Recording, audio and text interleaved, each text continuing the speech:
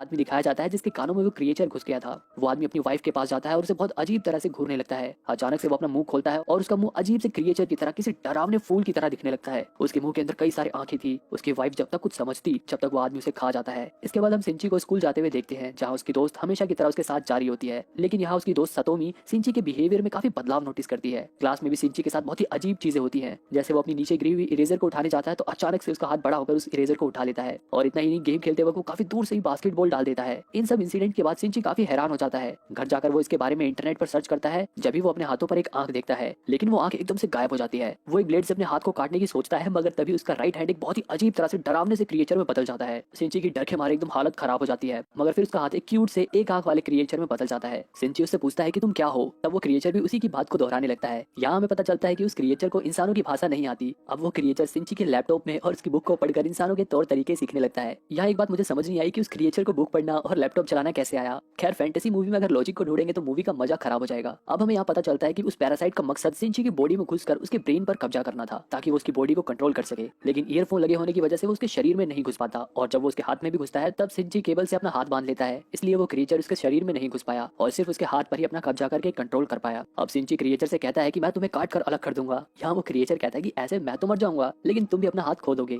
वो क्रिएचर सिंची को अपना नाम मिगी बताता है और सिंची को बताता है कि वो उसे कोई भी नुकसान नहीं पहुंचाएगा क्योंकि उसे उसी की बॉडी में रहना है। आगे हम देखते हैं कि मिगी अब इंसानों की तरह बोलना सीख गया है, लेकिन वो सिंची के जरिए इंसानों और इंसानों की दुनिया के बारे में और भी जानने की कोशिश करता है। मिगी सिंची के स्कूल में हो रहे मार्शल आर्ट को सिर्फ देखकर ही सीख लेता है। अब धीरे धीरे सिंची और मिगी के बीच में कनेक्शन बन जाता है। दोनों एक दूसरे के साथ घुल मिल जाते हैं, एक दूसरे के अच्छे दोस्त बन जाते हैं। दूसरी तरफ हम देखते हैं कि इस शहर में जिन जिन लोगों के शरीर में पैरासाइट घुस गए थे वो अजीब तरह के क्रिएचर में बदलकर अपना आतंक फैला रहे थे। वो क्रिएचर बाकी नॉर्मल लोगों को खाने लगते हैं। एक दिन स्कूल से वापस आते टाइम मिगी सिंची को खींचकर एक रेस्टोरेंट में ले जाता है क्योंकि उसे महसूस हो रहा था कि आसपास कोई और भी पैरासाइट है। अंदर जाकर सिंची देखता है कि एक पैरासाइट किसी आदमी को मारकर खा रहा था। तभी वो पैरासाइट इन्हें देख लेता है, लेकिन वो उसे अपना दोस्त समझता है क्योंकि वो भी तो एक पैरासाइट ही है। लेकिन जब उसे ये पता चलता है कि मिगी सिंची के ब्रेन पर कब्जा नहीं कर पाया है, तब वो पैरासाइट सिंची को मारने जाता है। उसका सर भी एक अजीब से क्रिएचर की तरह खुलता है और सिंची के ऊपर हमला करता है, मगर मिगी उसके सर को काटकर सिंची को बचा लेता है क्योंकि अगर सिंची मरता तो मिगी भी मर जाता। धीरे धीरे शहर में कई सारे लोग गायब हो रहे थे, बहुत सारी लाशें मिल रही थी, लेकिन पुलिस को कोई भी आइडिया नहीं था कि आखिर इतने खतरनाक तरीके से लोगों को मार कौन रहा है। आगे हम सिंची और मिगी को बात करते हुए देखते हैं। सिंची मिगी से कहता है कि उसे उसके साथियों को रोकना होगा, वो ऐसे इंसानों को मार नहीं सकते। इस पर मिगी कहता है कि पैरासाइट का खाना ही इंसान है। जैसे इंसान खाने के लिए जानवरों को मारकर खाते हैं, वैसे ही पैरासाइट भी इंसानों को खाते हैं क्योंकि इनका खाना ही इंसान है। अगर इंसान अपना पेट भरने के लिए दूसरे जानवरों को मारकर खा सकते हैं तो हम पैरासाइट सर्वाइव करने के लिए इंसानों को क्यों नहीं खा सकते? इसमें तो कुछ गलत नहीं है। अब आपको पैरासाइट की ये बात कैसी लगी मुझे कमेंट में जरूर बताना। अगले दिन स्कूल में मीटिंग के दौरान मिगी को उसके आसपास एक और पैरासाइट होने का एहसास होता है और ये पैरासाइट और कोई नहीं बल्कि उनकी नई टीचर तामिया होती है।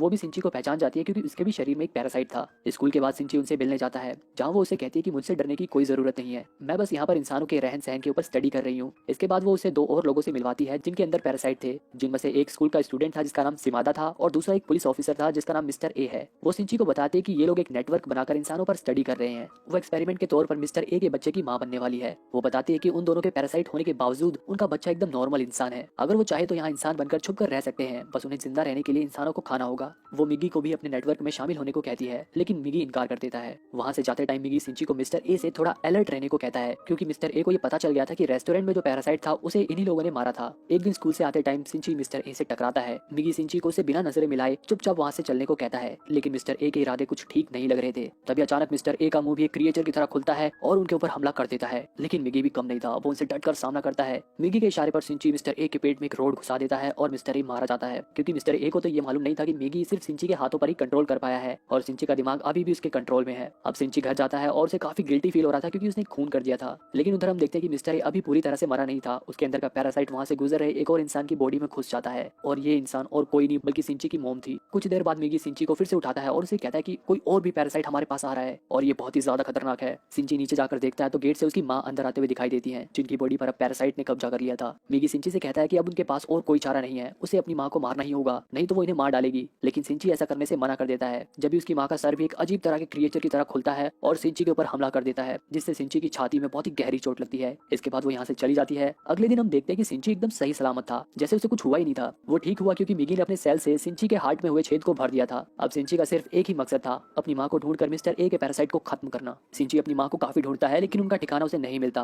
वो तामिया से भी मिस्टर ए के ठिकाने के बारे में पूछता है लेकिन तामिया उसे कुछ नहीं बताती। सीन बदलता है और हम देखते हैं कि काफी काफी जांच पड़ताल के बाद पुलिस को रेस्टोरेंट में और मिस्टर ए की बॉडी के पास सिंची के फिंगरप्रिंट मिलते हैं, जिसकी वजह से उन्हें उसके ऊपर शक होता है और वो उसे पूछताछ करने के लिए उसके घर जाते हैं। लेकिन यहाँ उन्हें कोई ठोस सबूत नहीं मिलता, इसलिए वो यहाँ से चले जाते हैं। अब क्योंकि मिगी ने सिंची के दिल को अपने सेल से ठीक किया था, इसलिए सिंची में भी मिगी की पर्सनैलिटी आ गई थी। वो भी उसी की तरह थोड़ा थोड़ा बिहेव करने लगा था। पहले वो हमेशा डरा डरा चुपचाप रहता था, लेकिन अब वो एकदम निडर हो गया था। उसके बिहेवियर में काफी बदलाव आ गया था। वो सभी से काफी एरोगेंटली बिहेव करता था। एक दिन जब वो सतोमी के साथ शॉपिंग कर रहा होता है तो वो रास्ते में मरे हुए कुत्ते को उठाकर डस्टबिन में फेंक देता है। यहाँ फिर से उसकी इस इमोशनल लेस बर्ताव को देखकर सतोमी उससे गुस्सा हो जाती है और दोनों के बीच में फिर से लड़ाई हो जाती है। अब सिंची के हार्ट को अपनी सेल से भरने के बाद मिगी कहता है कि उसे हर दिन कम से कम 4 घंटे सोना होगा और ये नींद उसे कभी भी आ सकती है, और अगर इस बीच किसी भी पैरासाइट ने उसके ऊपर हमला किया तो वो उसकी मदद नहीं कर पाएगा और उसे अकेले ही खुद उससे निपटना होगा। उधर तामिया के कहने पर एक पैरासाइट मेयर की बॉडी पर कब्जा कर लेता है ताकि वो इलेक्शन जीतकर पूरे शहर को कंट्रोल कर सके। इसके बाद हम सिंची के स्कूल में उसी लड़की को देखते हैं जिसे तामिया ने सिंची से मिलवाया था। यहाँ सिमादा सिंची पर नजर रखने के लिए उसके स्कूल को ज्वाइन करता है और सबके साथ काफी फ्रेंडली होने का नाटक करता है। एक दिन पेंटिंग क्लास में एक लड़की सिमादा के सर से एक बाल उखाड़ लेती है, लेकिन हैरानी की बात यह थी कि सर से अलग होने के बावजूद वो बाल हिल रहा था जैसे उसमें जान हो, और इस तरह पूरी क्लास को पता चल जाता है कि सिमादा एक मॉन्स्टर है। अब सिमादा अपने असली रूप में आ जाता है और क्लास में मौजूद सभी बच्चों के ऊपर हमला करता है। उसी क्लास में सतोमी भी मौजूद थी। वो वहाँ पड़ी एक एसिड की बोतल को उठाकर उसके ऊपर फेंक देती है। एसिड गिरने पर सिमादा एकदम पागल हो जाता है और वो अपना आपा खोकर सबको एक एक करके मारने लगता है। इन सब के चिल्लाने की आवाज सुनकर सिंची ऊपर आता है और चारों तरफ इतनी सारी लाशें देखकर उसके होश उड़ जाते हैं। वो किसी तरह सतोमी को बचाकर नीचे कूद जाता है। तामिया भी आकर देखती है कि सिमादा एकदम बेकाबू हो गया है और इन पैरासाइट्स का राज सबके सामने खुल ना जाए, इसलिए वो उसे मारने के लिए उसके ऊपर एक एक्सप्लोजिव फेंक देती है। लेकिन एक्सप्लोजिव फटने के बावजूद भी सिमादा जिंदा रहता है और वो स्कूल की छत की तरफ बढ़ता है। पुलिस भी वहां आकर उसके ऊपर गोलियां चलाती है, मगर सिमादा उन्हें भी एक एक करके मार डालता है। इधर सिंची को पता चलता है कि सिमादा स्कूल की छत की तरफ बढ़ रहा है। इसके बाद सिंची भी उसके सामने वाली बिल्डिंग की छत पर चढ़ जाता है और मिगी को एक धनुष बनाकर सिमादा के ऊपर एक रोड से हमला करता है। तीर की तरह वो रोड सिमादा के शरीर से आर पार हो जाती है, जिससे उसकी मौत हो जाती है। इसके बाद तामिया सिंची से मिलती है और कहती है कि उसे कुछ दिन के लिए अंडरग्राउंड होना पड़ेगा क्योंकि उसकी डिलीवरी का समय नजदीक आ गया है। यहाँ वो जाते जाते मिस्टर ए का एड्रेस सिंची को दे जाती है क्योंकि मिस्टर ए ने उसकी माँ को अपना होस्ट बना लिया था और उस पर कब्जा कर लिया था, और अब तामिया भी एक माँ बनने वाली थी, इसलिए उसके दुख को, उसके दर्द को समझ सकती थी। अब एड्रेस लेकर सिंची सीधे मिस्टर ए के ठिकाने पर जाता है। वहाँ मिस्टर ए अभी भी उसकी माँ की बॉडी में था। यहाँ अहम मौके पर मिगी को नींद आ जाती है, मगर सोने से पहले वो अपने आप को एक हथियार में बदल देता है। अब यहाँ सिंची और मिस्टर ए के बीच में बहुत ही भयानक लड़ाई होती है। हालांकि मिस्टर ए सिंची के ऊपर भारी पड़ रहा था, मगर किसी तरह थोड़ी देर के लिए सिंची की माँ अपनी बॉडी को कंट्रोल कर लेती है और मौका पाकर सिंची उनका सर धड़ से अलग कर देता है और उन्हें मारकर वो मिस्टर ए के पैरासाइट को भी खत्म कर देता है। दूसरी तरफ हम देखते हैं कि जिस मेयर के शरीर में पैरासाइट ने कब्जा कर लिया था, वो मेयर अब इलेक्शन जीत जाता है और अब वो पूरे शहर को कंट्रोल कर सकता था। जिस डिटेक्टिव ने इस केस की जांच पड़ताल करी थी, उन्हें एक स्पेशल टीम का बुलावा आता है और केस की फाइलें उन्हें देने को कहा जाता है। यहाँ इन सभी पैरासाइट्स को मारने के लिए एक मिशन की शुरुआत करी जाती है जिसका नाम था ह्यूमन लाइफ प्रोटेक्शन। फिर हम तामिया को उस मेयर के साथ देखते हैं जिनके पास एक बहुत ही ज्यादा ताकतवर मिस्टीरियस पैरासाइट था जिसका नाम था गोटो, और वो शायद इनका लीडर भी था। मूवी के लास्ट में सिंची सतोमी से मिलने हॉस्पिटल में जाता है और कसम खाता है कि वो शहर में मौजूद एक एक पैरासाइट को मार